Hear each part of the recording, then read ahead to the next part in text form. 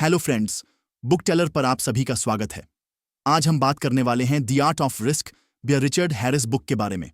शुभम एक छोटा सा शहर में रहने वाला, अपने काम में उलझा हुआ एक आम इंसान था। हर दिन ऑफिस जाना, शाम को घर लौटना और वीकेंड्स पर कुछ बहुत मौज मस्ती करना, यही उसकी जिंदगी थी।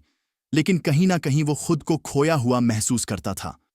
एक मोनोटनी थी उसकी लाइफ में। एक दिन शुभम की नज़र एक बुक स्टोर के बाहर रखी किताबों के ढेर पर पड़ी। उसकी आदत थी कि हर बार नए साल पर खुद से कोई ना कोई रेसोल्यूशन लेता था, और इस बार उसने तय किया था कि वो अपनी लाइफ में कुछ एडवेंचर्स करेगा। लेकिन एडवेंचर कैसे लाना है, ये उसे नहीं पता था। उसने किताबों पर नज़र दौड़ाई। एक किताब का टाइटल उसे तुरंत अट्रैक्ट कर गया, the art of risk, what we can learn from the world leading risk takers. उसने किताब उठाई और कुछ पलटकर पढ़ने लगा। पहले कुछ पन्ने पढ़ने के बाद ही उसने तय कर लिया कि यह किताब उसे खरीदनी है। किताब को खरीदकर वो उसी शाम अपने कमरे में आराम से बैठ गया। उसने टीवी बंद किया, नॉइस फोन को साइलेंट मोड पर डाला और किताब पढ़ना शुरू किया। पहले चैप्टर का टाइटल था embrace carefully managed risks. Shubham ने सोचा, यार ये क्या बोरिंग सा टॉपिक है, रिस्क के बारे में क्या खास सीखना है। लेकिन फिर भी उसने पढ़ना जारी रखा। धीरे धीरे हैरिस के शब्दों ने उसे अपनी ओर खींचना शुरू कर दिया। लेखक ने लिखा था कि रिस्क लेने का मतलब ये नहीं कि आप अपनी लाइफ को बेवजह खतरे में डाल दें। असली रिस्क टेकर्स वो होते हैं जो हर रिस्क को पहले एनालाइज करते हैं। वो सोचते हैं कि वर्स्ट केस सिनेरियो क्या हो सकता है और उससे बचने के लिए कौन कौन से स्टेप्स लिए जा सकते हैं। शुभम को अचानक याद आया कि एक बार कॉलेज के दिनों में उसके दोस्तों ने उसे बंजी जंपिंग के लिए बुलाया था। वो डर के मारे नहीं गया था, लेकिन उसका दोस्त अर्जुन गया था, और उसने बाद में बताया था कि बंजी जंपिंग कंपनी ने पहले से हर तरह की सेफ्टी मेजर्स तैयार कर रखी थी। क्नॉइस। उस वक्त शुभम ने सोचा था कि अर्जुन पागल है, लेकिन अब वो समझ रहा था कि अर्जुन रेकलेस नहीं था, उसने कैलकुलेटेड रिस्क लिया था। शुभम को किताब पढ़ते पढ़ते ऐसा लगने लगा जैसे ये हैरिस उससे सीधा बात कर रहा हो। वो कह रहा था, शुभम, तुम अपनी लाइफ में कभी कोई रिस्क लेते ही नहीं हो क्नॉइस। तुम हमेशा कंफर्ट जोन में रहते हो। लेकिन क्या तुमने कभी सोचा है कि अगर तुमने कैलकुलेटेड रिस्क लेना शुरू किया तो तुम्हारी लाइफ कितनी बदल सकती है। उसने पढ़ना जारी रखा। किताब में एक कहानी थी, एक पर्वतारोही की, जिसने माउंट एवरेस्ट पर चढ़ने की तैयारी की थी।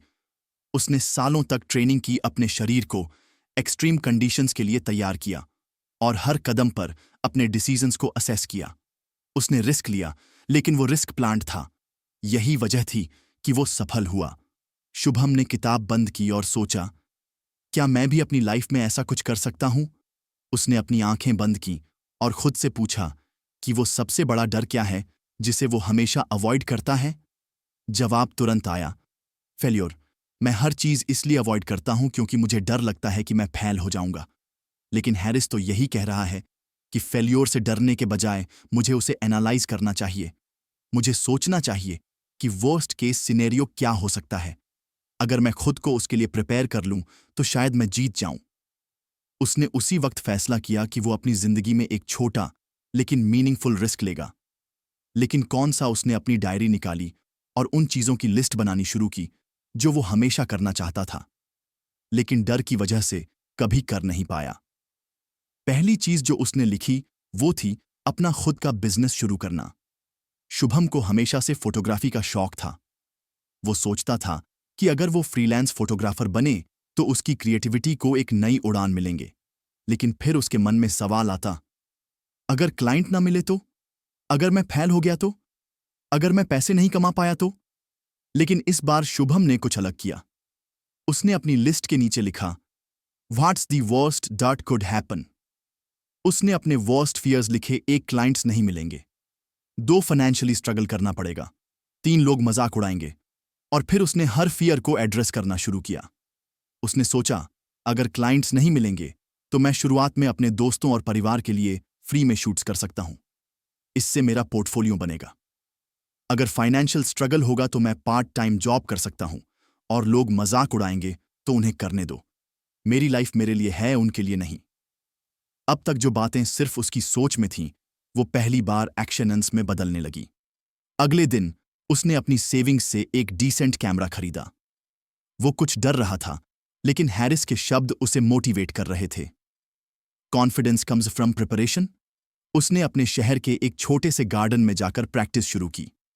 उसने नेचर शॉट्स ली, बच्चों की कैंडिड फोटोज खींची, और धीरे धीरे उसे लगा कि फोटोग्राफी उसकी कॉलिंग है। कुछ हफ्तों बाद उसके एक दोस्त की शादी थी। दोस्त ने कैजुअली कहा, शुभम, हमारे शादी के फोटोग्राफर ने लास्ट मिनट पर मना कर दिया। क्या तुम हमारी कुछ पिक्चर्स ले सकते हो? शुभम ने एक पल के लिए सोचा कि मना कर दूं, लेकिन फिर उसने हैरिस की किताब का पहला लेसन याद किया। केयरफुल्ली मैनेज्ड रिस्क्स को स्वीकार करें। उसने खुद से कहा, तैयारी मैंने की है, वर्स्ट केस सिनेरियो क्या है? अगर फोटोज अच्छी नहीं आई तो ये लोग मुझ पर चिल्लाएंगे, लेकिन कम से कम मुझे एक मौका मिलेगा सीखने का। अगर आपको हमारी फ्री समरी अच्छी लगती है तो आप हमारे चैनल को सब्सक्राइब कर सकते हैं, हमारी मेंबरशिप खरीद सकते हैं, या हमें यूपीआई के थ्रू सपोर्ट कर सकते हैं। अब समरी पर वापस चलते हैं। उसने हाँ कहा और पूरे शादी में फोटोग्राफी की। जब उसने फोटोज एडिट करके दोस्त को भेजी तो उनका रिस्पांस अनएक्सपेक्टेड था। दोस्त ने कहा, शुभम, ये तो कमाल की है, तुमने प्रोफेशनल्स को भी पीछे छोड़ दिया। उस दिन शुभम को एहसास हुआ कि रिस्क लेने का मतलब अपनी लाइफ को खतरे में डालना नहीं है। इसका मतलब है अपने डर को फेस करना और प्लानिंग और तैयारी के साथ उसे कंकुर करना। कहानी यहीं खत्म नहीं होती। ये तो बस शुरुआत थी। शुभम के मन में अब कई नए सवाल और सपने थे, और किताब का अगला चैप्टर उसे और भी ज्यादा इंस्पायर करने वाला था। शुभम के लिए अब वो किताब महज एक किताब नहीं रही थी, वो एक साथी बन चुकी थी जो उसे हर नए कदम के लिए गाइड कर रही थी। पहले लेसन से मिले कॉन्फिडेंस ने उसकी लाइफ में एक नई एनर्जी भर दी थी। अब वो हर दिन उस किताब के नए पन्ने पलटने के लिए एक्साइटेड रहता था। एक शाम जब शुभम ने खाना खाकर किताब खोली तो उसकी नजर दूसरे लेसन पर पड़े, दी इंपॉर्टेंस ऑफ रेजिलियंस। उसने चैप्टर का पहला पैराग्राफ पढ़ना शुरू किया, जिसमें हैरिस ने लिखा था कि हर इंसान को अपनी लाइफ में चुनौतियों का सामना करने चाहिए। ऐसा करने से इंसान की मेंटल और इमोशनल स्ट्रेंथ बढ़ती है।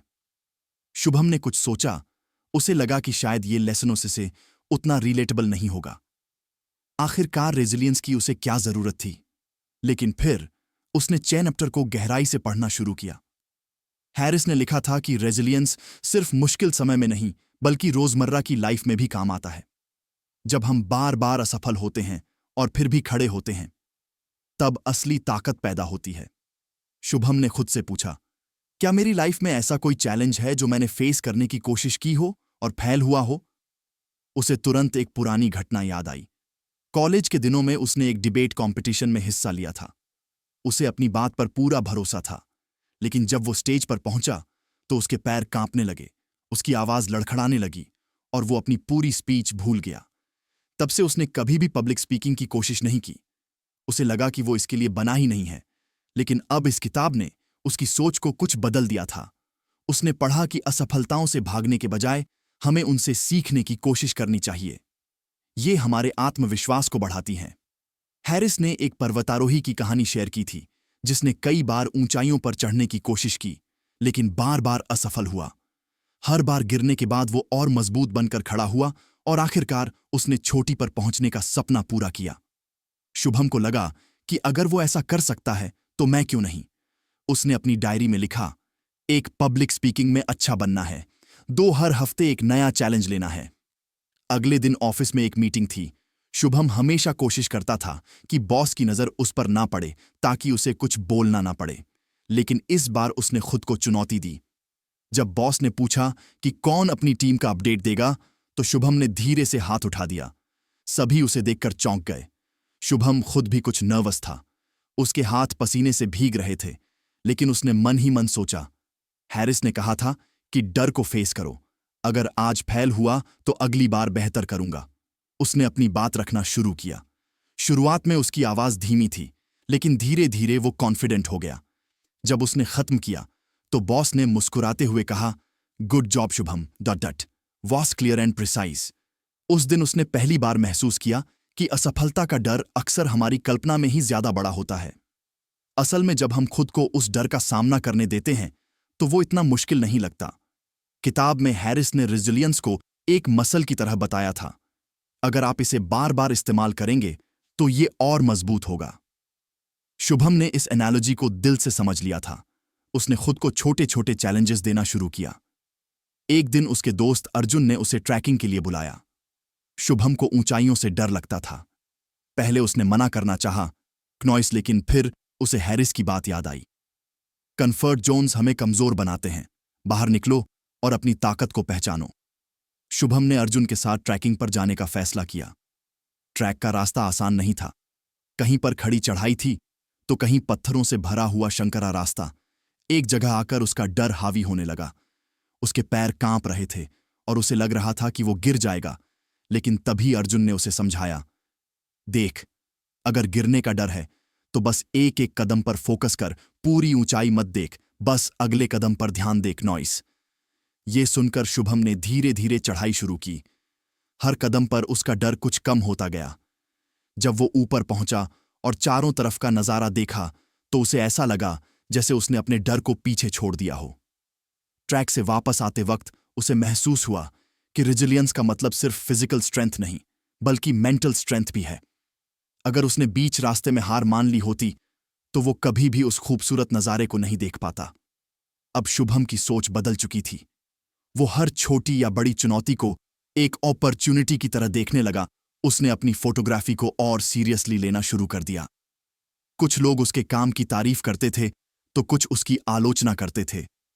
पहले वो आलोचना से परेशान हो जाता था, लेकिन अब वो इसे एक सीखने का मौका मानता था।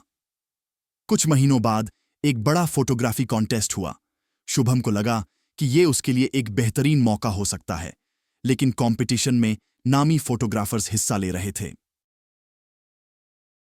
उसे लगा कि वो शायद उनके सामने टिक नहीं पाएगा, लेकिन फिर उसे हारस की किताब का दूसरा लेसन याद आया। सबसे बुरा यही होगा कि मेरा नाम लिस्ट में नहीं आएगा, लेकिन मैं जो सीखूंगा वो मुझे और आगे बढ़ाएगा। शुभम ने अपनी सबसे बेहतरीन फोटो भेजी। जब रिजल्ट आया तो उसका नाम विनर्स की लिस्ट में नहीं था।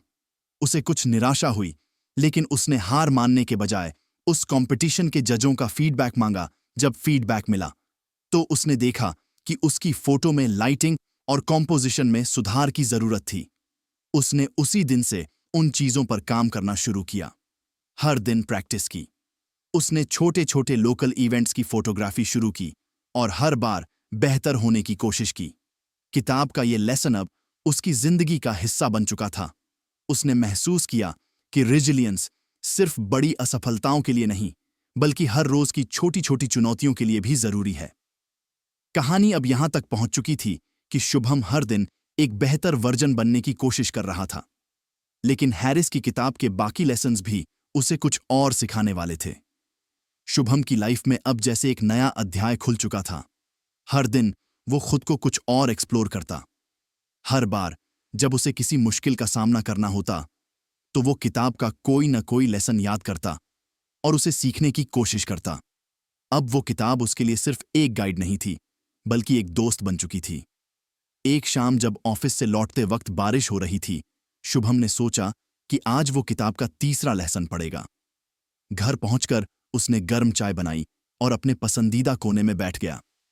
उसने किताब के तीसरे लेसन को पढ़ना शुरू किया, understanding the line between recklessness and courage.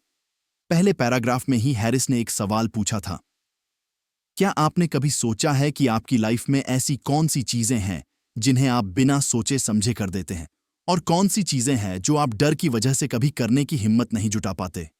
Shubham को यह सवाल काफी इंट्रिग्यूइंग लगा। उसने खुद से पूछा, क्या मैं कभी रहा हूं या फिर मैं हमेशा इतना कॉशियस रहता हूं कि करेज दिखाने का मौका ही नहीं देता? हैरिस ने लिखा था कि करेज और रेकलेसनेस के बीच बहुत बारीक रेखा होती है। कई बार हम दूसरों के एक्शंस को रेकलेस मान लेते हैं, जबकि उनके लिए वो कैलकुलेटेड रिस्क्स होते हैं। ये सब इंसान के माइंडसेट और प्रिपरेशन पर निर्भर करता है। शुभम को अचानक अपने दोस्त अर्जुन की याद आई। अर्जुन वही था जिसने उसे ट्रैकिंग पर ले जाने की जिद की थी। अर्जुन अक्सर रिस्क एडवेंचर करता रहता था, paragliding, sky diving, scuba diving. Shubham को हमेशा लगता था कि अर्जुन बेवजह अपनी जान खतरे में डालता है, लेकिन अब उसे एहसास हुआ कि शायद अर्जुन रेकलेस नहीं था, बल्कि वो कोरगेउसली अपनी बाउंड्रीज एक्सप्लोर कर रहा था। इस थॉट ने शुभम को अपने अक्षय नंस को रिथिंक करने पर मजबूर कर दिया। उसने सोचा, मैं अपने डर को कवर अप करने के लिए दूसरों के करेज को रेकलेसनेस मानता हूं, लेकिन सच ये है कि मैं खुद कभी अपनी लिमिट्स को पुश करने की कोशिश ही नहीं करता। अगले कुछ दिन शुभम ने इंट्रोस्पेक्शन में बिताए। उसने अपनी डायरी में 2 कॉलम बनाए। पहले कॉलम का नाम था things I avoid because of fear और दूसरे का things I do without thinking. पहले कॉलम में उसने लिखा 1 ऊंचाई 2, पब्लिक स्पीकिंग 3, अपना बिजनेस शुरू करना। दूसरे कॉलम में उसने लिखा 1 हर बार इम्पल्सिव डिसीजंस लेना 2, कभी कभी बिना सोचे पैसे खर्च करना। 3 कुछ चीजें सिर्फ इसलिए करना क्योंकि दूसरे लोग कर रहे हैं। शुभम ने देखा कि उसकी जिंदगी का बड़ा हिस्सा या तो डर से चल रहा था या फिर बिना सोचे समझे लिए गए डिसीजंस से वो नाइदर कैलकुलेटेड रिस्क्स ले रहा था, ना ही करेजियसली अपनी लाइफ को एक्सप्लोर कर रहा था। किताब में हैरिस ने एक कहानी शेयर की थी, एक स्टंट पायलट की। वो पायलट हर दिन अपनी जान को खतरे में डालता था, लेकिन हर स्टंट से पहले वो मेटिकुलस प्लानिंग करता था। वो हर अगल विंड स्पीड और इमरजेंसी लैंडिंग ऑप्शंस को एनालाइज करता था। लोगों को उसके स्टंट्स रेकलेस लगते थे, लेकिन असल में वो हर चीज को पहले से कैलकुलेट कर चुका होता था। शुभम को इस कहानी से काफी कुछ समझ में आया। उसने सोचा कि उसे भी अपनी लाइफ में करेज और रेकलेसनेस के बीच का फर्क समझना होगा। उसे अपनी बाउंड्रीज को एक्सप्लोर करना होगा, लेकिन पूरी प्लानिंग के साथ इस थॉट को एक्शन में बदलने का पहला मौका उसे उसी हफ्ते मिला। ऑफिस में उसकी टीम को एक नई प्रोजेक्ट में काम करने के लिए कहा गया। प्रोजेक्ट का लीड बनने का मौका था, लेकिन इसके लिए काफी रिस्क भी था। अगर प्रोजेक्ट फेल हो जाता तो पूरी टीम को नुकसान होता। शुभम ने पहले सोचा कि ये काम किसी और को करने देना चाहिए, लेकिन फिर उसने खुद से कहा, क्या ये डर मुझे पीछे खींच रहा है? क्या मैं इसे रेकलेस डिसीजन मान रहा हूं जबकि ये एक कैलकुलेटेड रिस्क हो सकता है? उसने इस बार प्रोजेक्ट लीड बनने का फैसला किया। उसने अपनी टीम के साथ मिलकर पूरी प्लानिंग की, हर छोटे बड़े खतरे को असेस किया, और जब प्रोजेक्ट शुरू हुआ तो उसकी मेहनत साफ रही थी। शुरुआत में कई चैलेंजेस आए। कुछ लोग उसके डिसीजन से सहमत नहीं थे, लेकिन शुभम ने हर फीडबैक को लिया और चीजों को एडजस्ट किया।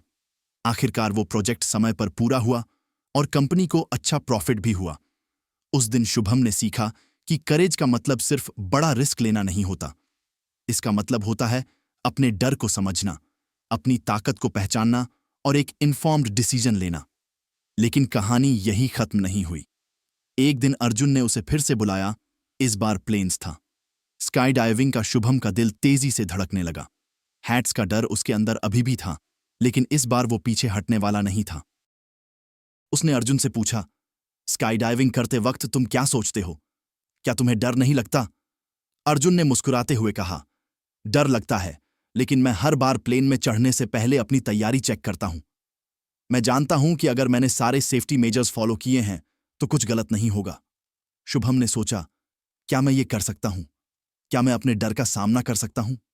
उसने तय किया कि वो स्काई डाइविंग करेगा, लेकिन पूरी तैयारी और जानकारी के साथ उसने पहले उस कंपनी की डिटेल्स ली, उनके सेफ्टी रिकॉर्ड्स चेक की से बात की, और जब उसे यकीन हो गया कि यह एक कैलकुलेटेड रिस्क है, तभी उसने हाँ कहा।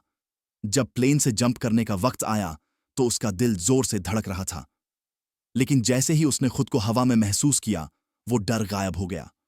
वो सिर्फ उस पल को जी रहा था। नीचे उतरने के बाद उसे एहसास हुआ कि उसने अपने कंफर्ट जोन को पूरी तरह पीछे छोड़ दिया है। उस दिन उसे हैरिस के तीसरे लेसन का असली मतलब समझ में आया। करेज और रेकलेसनेस के बीच का फर्क सिर्फ माइंडसेट में होता है। अगर हम अपनी लिमिट्स को समझकर, अपने डर को फेस करके और पूरी प्लानिंग के साथ कदम उठाते हैं, तो हर चुनौती एक एडवेंचर बन जाती है। अब शुभम की नजर किताब के चौथे लेसन पर थी। उसने महसूस किया कि हर चैप्टर उसे उसकी लाइफ के एक नए पहलू से परिचित करा रहा है, और वो इसके लिए पूरी तरह तैयार था। शुभम अब पूरी तरह से इस किताब के लेसन्स को अपनी लाइफ में उतारने में जुटा हुआ था। हर नया चैप्टर उसे ऐसा महसूस कर रहा था जैसे ये किताब खास उसी के लिए लिखी गई हो। उसने सीखा था कि रिजिलियंस कैसे बनानी है, करेज और रेकलेसनेस के बीच का फर्क क्या है, और अब बारी थी अगले लेसन की, लर्निंग फ्रॉम फेल्योर। उसने किताब का अगला पन्ना खोला और पढ़ना शुरू किया। हैरिस ने लिखा था, failure is in the opposite of success, it's a stepping stone toward it if you are not failing occasionally you are probably not challenging yourself enough ये लाइनें पढ़कर शुभम को गहरी सोच में डाल दिया। उसने खुद से पूछा, क्या मैं अपनी असफलताओं को स्टेपिंग स्टोन मानता हूं या मैं उनसे भागने की कोशिश करता हूं?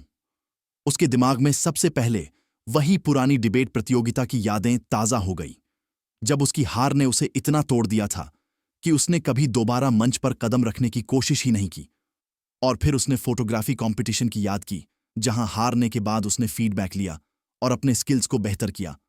हैरिस ने लिखा था कि फेल्योर से भागने के बजाय हमें उससे सीखने की कोशिश करनी चाहिए। हर सेटबैक हमें कुछ ना कुछ सिखाने के लिए होता है। सबसे बड़े रिस्क टेकर्स ने अपनी असफलताओं से ही अपने कौशल को निखारा है। शुभम ने सोचा कि उसे अपनी असफलताओं को एनालाइज करना शुरू करना चाहिए। उसने अपनी डायरी उठाई और लिखा, एक फेलियर डिबेट प्रतियोगिता में हार, लेसन, लर्न्ड, तैयारी में कमी और नर्वसनेस से कैसे निपटना है। 2 फेलियर। पहला फोटोग्राफी कंपटीशन, हारना, लेसन, लर्न्ड, लाइटिंग और कंपोजिशन में सुधार करना। उसने सोचा कि जब भी कोई असफलता हो तो उसे सिर्फ एक हार के रूप में नहीं देखना चाहिए, बल्कि एक अनुभव के रूप में देखना चाहिए। कुछ दिनों बाद ऑफिस में एक बड़ी प्रेजेंटेशन थी। शुभम को इसे तैयार करने और डिलीवर करने की जिम्मेदारी मिली। उसने पहले बहुत मेहनत से स्लाइड्स बनाई और अपने पॉइंट्स को ऑर्गेनाइज किया। लेकिन प्रेजेंटेशन के दिन प्रोजेक्टर में कुछ गड़बड़ी हो गई और आधी स्लाइड्स प्रॉपर्ली डिस्प्ले नहीं हुई। इसने शुभम की रिदम बिगाड़ दी और उसका कॉन्फिडेंस भी हिल गया। प्रेजेंटेशन के बाद बॉस ने उसकी कोशिशों की तारीफ तो की, लेकिन कुछ की पॉइंट्स मिस होने की वजह से प्रोजेक्ट को इमीडिएट अप्रूवल नहीं मिला। शुभम को बहुत बुरा लगा। उसे लगा कि उसने अपनी टीम को निराश कर दिया। लेकिन फिर उसने किताब के लेसन को याद किया, analyse your failure, there is always something to learn. उसने खुद से सवाल किया, गलती कहां हुई? उसने रियलाइज किया कि उसने टेक्निकल एस्पेक्ट्स पर ध्यान नहीं दिया था। अगर उसने पहले प्रोजेक्टर की टेस्टिंग की होती तो ये समस्या नहीं आती। उसने तुरंत एक नोट बनाया, अगली बार कोई भी प्रेजेंटेशन हो तो पहले टेक सेटअप को चेक करना, हमेशा बैकअप प्लान रखना। इस छोटे से फेल्योर ने उसे एक बड़ा सबक सिखा दिया था। उसने तय किया कि वो अब अपनी गलतियों को इग्नोर नहीं करेगा, बल्कि उन्हें इंप्रूव करने का मौका मानेगा। किताब में हैरिस ने एक माउंटेन क्लाइंबर की कहानी लिखी थी। उस क्लाइंबर ने एक बार बिना सही प्लानिंग के एक ऊंची चोटी पर चढ़ने की कोशिश की और नीचे गिर गया। उस हादसे के बाद उसने कभी हार नहीं मानी। उसने अपनी प्लानिंग और गैर पर ध्यान दिया और अपनी स्ट्रेटजी बदली। कुछ महीनों बाद उसने उसी चोटी पर चढ़ाई की और सफल हुआ। हैरिस ने लिखा था, failure doesn't define you, how you respond to it does. Shubham को यह बात अंदर तक छू गई। उसने सोचा, अगर उस क्लिंबर ने हार मान ली होती तो क्या वो कभी उस चोटी पर चढ़ पाता? शुभम ने अपनी फोटोग्राफी को भी इसी नजरिए से देखना शुरू किया। उसने लोकल एग्जीबिशन में अपनी तस्वीरें लगानी शुरू की। एक एग्जीबिशन में एक व्यक्ति ने उसकी तस्वीर की आलोचना की और कहा, यह कॉम्पोजिशन कुछ वीक है, बैकग्राउंड ज्यादा डिस्ट्रैक्ट कर रहा है। पहले शुभम को कुछ बुरा लगा, लेकिन फिर उसने उस क्रिटिसिज्म को पॉजिटिवली लिया। उसने अगले हफ्ते सिर्फ कॉम्पोजिशन पर काम किया। उसने कई बार फेल किया, लेकिन हर बार उससे कुछ नया सीखा। धीरे धीरे उसकी तस्वीरें और बेहतर होने लगीं। एक दिन अर्जुन फिर से उसके पास आया। इस बार उसने शुभम को एक साइकिलिंग मैराथन में भाग लेने के लिए कहा। 100 किलोमीटर का रास्ता था और शुभम को साइकिलिंग का ज्यादा अनुभव नहीं था। उसे डर लग रहा था कि वो शायद ये चैलेंज पूरा नहीं कर पाएगा, लेकिन उसने सोचा, अगर मैं फेल हुआ तो क्या कम से कम मुझे अपनी लिमिट्स का पता चलेगा और मैं अगली बार बेहतर कर पाऊंगा। उसने मैराथन में भाग लेने का फैसला किया। मार्ग काफी कठिन था। बीच में शुभम को लगा कि वो शायद फिनिश लाइन तक नहीं पहुंच पाएगा, लेकिन उसने अपने आप से कहा, ये फेल्योर नहीं है, ये एक प्रोसेसर है। हर पेडल मुझे कुछ और मजबूत बना रहा है। वो मैराथन पूरा तो नहीं कर पाया, लेकिन उसने 75 किलोमीटर का सफर तय किया। उसके घुटने दर्द कर रहे थे, क्नॉइस, लेकिन उसका दिल गर्व से भरा हुआ था। उसने अर्जुन से कहा, मैं भले ही आज फिनिश लाइन तक नहीं पहुंचा, लेकिन अगली बार जरूर पहुंचूंगा। आज मैंने सीखा कि मेरे एंडोरंके को इंप्रूव करने की जरूरत है। हैरिस ने किताब में लिखा था, the most successful people are not afraid to fail, they are afraid for not trying at all. ये बात शुभम के दिल में बस गई। उसने तय कर लिया कि वो हर असफलता को एक मौका मानेगा जिससे वो और बेहतर बन सके। कुछ महीनों बाद उसने फोटोग्राफी का एक बड़ा कंपटीशन फिर से ज्वाइन किया। इस बार उसकी तस्वीरों को एडमायर किया गया। क्नॉइस और उसे तीसरा स्थान मिला। ये उसकी पहली बड़ी जीत थी, लेकिन शुभम जानता था कि ये जीत उसकी असफलताओं की वजह से ही मुमकिन हो पाई है। अगर उसने हार मान ली होती तो शायद वो यहां तक नहीं पहुंच पाता। शुभम की कहानी अब वहां पहुंच चुकी थी जहां फेल्योर उसका डर नहीं बल्कि उसका मेंटर बन चुका था। लेकिन हैरिस की किताब में अभी और भी कई लेसन्स थे और शुभम जानता था कि वो हर एक से कुछ नया सीखने वाला था। शुभम के जीवन में अब किताब दी आर्ट ऑफ रिस्क न सिर्फ एक पढ़ाई का साधन थी बल्कि उसकी जिंदगी बदलने वाली गाइड बन चुकी थी। क्नॉइस हर नया लेसन उसे उसकी लाइफ के किसी न किसी हिस्से को समझने और सुधारने का मौका देता था। अब वह किताब के अगले अध्याय पर आया जिसका शीर्षक था the value of community and shared experiences. इस अध्याय की शुरुआत एक पंक्ति से होती थी जो शुभम को सीधे दिल में लगी। कोई अकेले सफल नहीं होता। Behind every great adventure on a risk taker is a strong community that lifts them up. Shubham ने गहरी सांस ली और सोचा, क्या मेरी जिंदगी में ऐसी कोई कम्युनिटी है? क्या मेरे पास ऐसे लोग हैं जो मुझे सपोर्ट करते हैं, जिनसे मैं सीख सकता हूं? किताब में हैरिस ने कई रिस्क टेकर्स की कहानियों साझा की थी जिन्होंने अपने अनुभव साझा करके न केवल दूसरों की मदद की बल्कि खुद को भी बेहतर बनाया। उनमें से एक कहानी एक रॉक क्लाइंबर की थी जो हमेशा अकेले क्लेम्स करता था, लेकिन एक बार उसने देखा कि उसकी एक साथी क्लिम्बर जो कम एक्सपीरियंस थी उसे देखकर बेहतर बन रही थी। उन्होंने मिलकर क्लाइंबिंग की और एक दूसरे से सीखते हुए एक बड़ी चोटी पर चढ़ने में कामयाबी हासिल की। शुभम को यह कहानी बहुत रिलेटेबल लगी। उसने महसूस किया कि वह हमेशा अपने चैलेंजेस अकेले ही फेस करने की कोशिश करता है, चाहे वो ऑफिस की समस्या हो, फोटोग्राफी का कोई प्रोजेक्ट हो या लाइफ के किसी और पहलू का डर। उसे एहसास हुआ कि शायद वह दूसरों की मदद लेने से कतराता है। उस दिन उसने तय किया कि अब वह अपने आसपास के लोगों से जुड़ने की कोशिश करेगा। उसने अपने फोटोग्राफी ग्रुप में ज्यादा एक्टिवली पार्टिसिपेट करना शुरू किया। वहां उसने कई नए लोगों से मुलाकात की जिनके पास अलग अलग पर्सपेक्टिव और टेक्निक्स थी। एक दिन उस ग्रुप ने एक आउटडोर फोटोग्राफी ट्रिप प्लान किया। ये एक अबंडोनेड विलेज में जाना था जहां लाइट और शैडो का खेल काफी चैलेंजिंग था।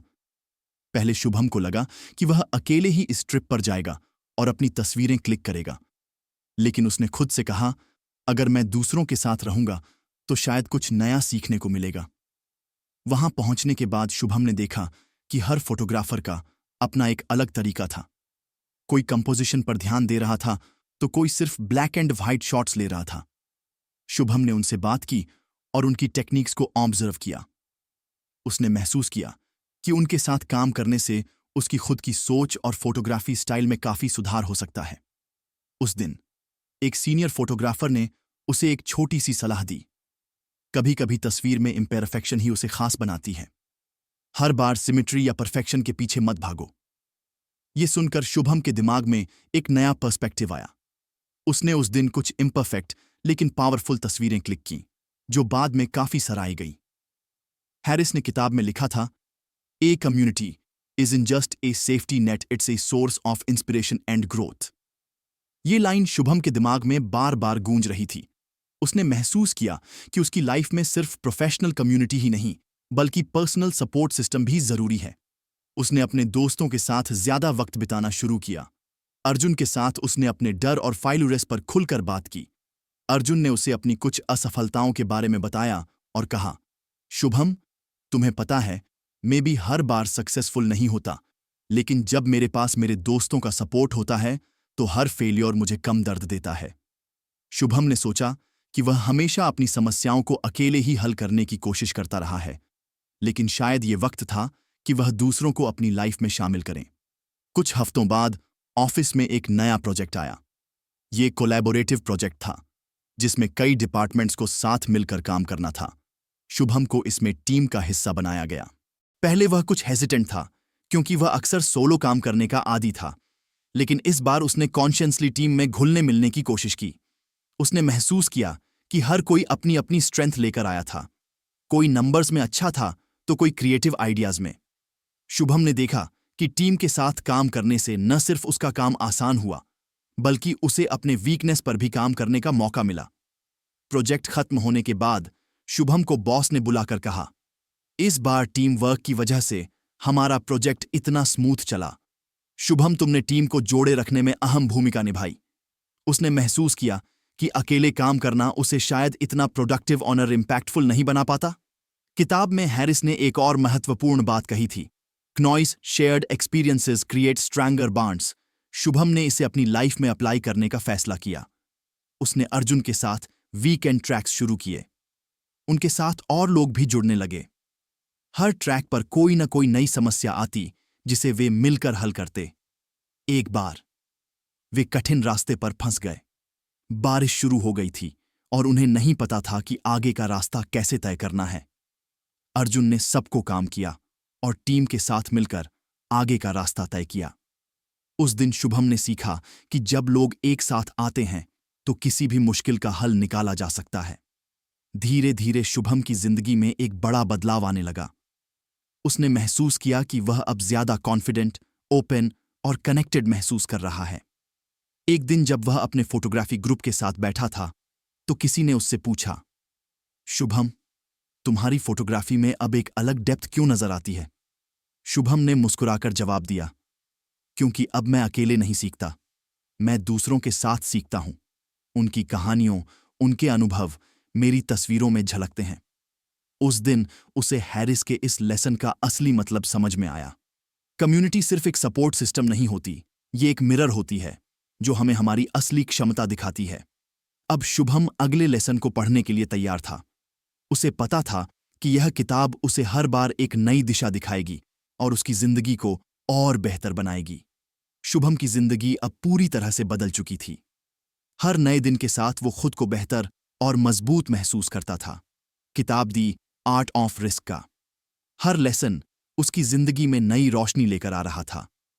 हैरिस के अगले lesson the value of community and shared experiences ने उसकी सोच को और गहराई दी। शुभम ने महसूस किया कि हर बार जब वह दूसरों के साथ जुड़ता है, उनकी कहानियों को सुनता है या उनके अनुभवों से सीखता है, तो वह खुद को अधिक समृद्ध और सक्षम पाता है। पहले जो चुनौतियां उसे पहाड़ की तरह लगती थीं, अब वे केवल रास्ते के पत्थर बनकर रह गई थीं। फोटोग्राफी ग्रुप की उस ट्रिप के बाद उसने हर बार दूसरों के साथ मिलकर काम करने का प्रयास किया। अब वह हर प्रोजेक्ट और हर चैलेंज को शेयर्ड एक्सपीरियंस के रूप में देखता था। उसने सीखा कि एक टीम में हर किसी की ताकत और कमजोरी अलग होती है और जब लोग अपनी ताकत को मिलाते हैं तो असंभव काम भी मुमकिन हो जाते हैं। ऑफिस में एक बड़ा प्रेजेंटेशन था। इस बार शुभम अकेले नहीं था। उसने अपने सहयोगियों से पहले से ही बातचीत की, फीडबैक लिया और प्रेजेंटेशन के हर पहलू को टीम के साथ मिलकर तैयार किया। जब प्रेजेंटेशन खत्म हुआ तो शुभम को सिर्फ अपने काम की ही नहीं बल्कि पूरी टीम की प्रशंसा मिली। उसने महसूस किया कि एक अकेले इंसान की तुलना में एक पूरी टीम का इम्पैक्ट कहीं ज्यादा होता है। शुभम की पर्सनल लाइफ में भी इस बदलाव का असर दिखने लगा। अर्जुन के साथ वीकेंड ट्रैक्स अब उनकी दोस्ती को और गहरा कर रहे थे। हर ट्रैक पर वे मिलकर छोटी बड़ी समस्याओं का समाधान निकालते। एक बार जब उनके साथ एक नया सदस्य जुड़ा जिसने पहली बार ट्रैकिंग की थी, तो अर्जुन और शुभम ने उसे रास्ता दिखाने और हिम्मत देने में मदद की। उस दिन शुभम को महसूस हुआ कि सिर्फ सीखना ही नहीं, दूसरों को सिखाना और सपोर्ट करना भी उतना ही महत्वपूर्ण है। हैरिस ने लिखा था, shared experiences create not just memories but lessons that last A life time. Shubham अब इन शब्दों को पूरी तरह समझ चुका था। एक दिन जब शुभम अपने पुराने दिनों के बारे में सोच रहा था तो उसे याद आया कि वह पहले खुद को कितना अकेला महसूस करता था। हर समस्या को अकेले सुलझाने की कोशिश करता था, हर डर को अपने तक सीमित रखता था। लेकिन अब उसकी जिंदगी में एक कम्युनिटी थी, चाहे वह ऑफिस के साथ ही हो, फोटोग्राफी ग्रुप के सदस्य हों या अर्जुन जैसा सच्चा दोस्त। उसने सोचा, अगर मैंने कभी इन लोगों को अपनी लाइफ में आने का मौका नहीं दिया होता तो शायद मैं अभी भी वहीं खड़ा होता। Confused, scared, honour, isolated. Shubham ने हैरिस की किताब के इस लेसन को अपने जीवन का एक अहम हिस्सा बना लिया। उसने तय किया कि अब वह सिर्फ खुद के लिए नहीं बल्कि अपने आसपास के लोगों के साथ मिलकर आगे बढ़ेगा। उसने सीखा कि कम्युनिटी का मतलब सिर्फ सपोर्ट लेना नहीं है, बल्कि दूसरों को सपोर्ट देना भी है। अब शुभम उस शख्स से बहुत अलग था जिसने द आर्ट ऑफ रिस्क के पहले पन्ने को खोला था, लेकिन उसे पता था कि यह सफर अभी खत्म नहीं हुआ है। हैरिस की किताब में अभी और भी लेसन्स थे और शुभम तैयार था उन सभी को अपनी जिंदगी में अपनाने के लिए। कहानी यहीं खत्म नहीं होती, क्योंकि शुभम की जिंदगी के हर नए कदम पर, हर नए अनुभव में और हर नए रिश्ते में यह सीखें उसे और बेहतर बनाती रहेंगी। तो फ्रेंड्स, ये थी हमारी आज की बुक समरी। आपको कैसी लगी कमेंट करके जरूर बताएं।